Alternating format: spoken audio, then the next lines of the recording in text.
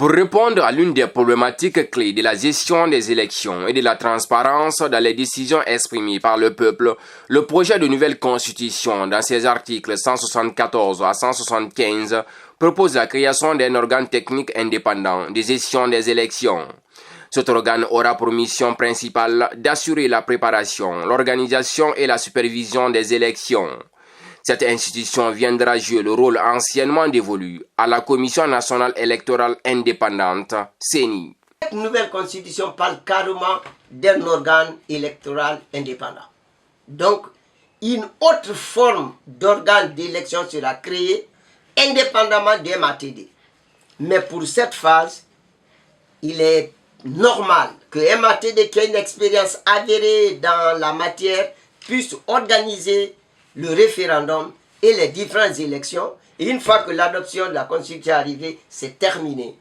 Cette direction sera dans les oubliettes, où on lui confiera autre fonction.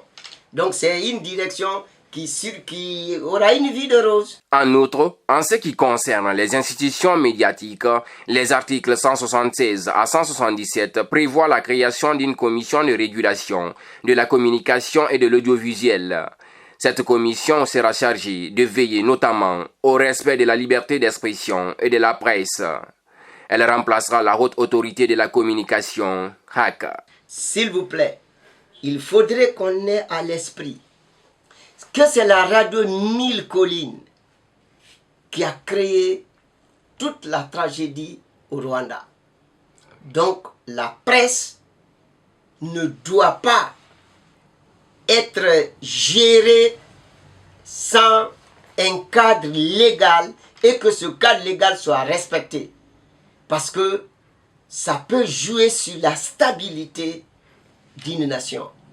Donc on compte sur cet organe également de ne pas faire la répression comme moyen principal, mais la persuasion et la formation et la protection des droits de la presse pour qu'on ait une presse professionnelle la mieux formée de notre sous-région. Ces dispositifs soulignent l'importance de la bonne gestion de la chose publique, en particulier celle exprimée par la voie démocratique, ainsi que l'encadrement de la presse dans son rôle de traitement et de diffusion d'informations fiables et crédibles.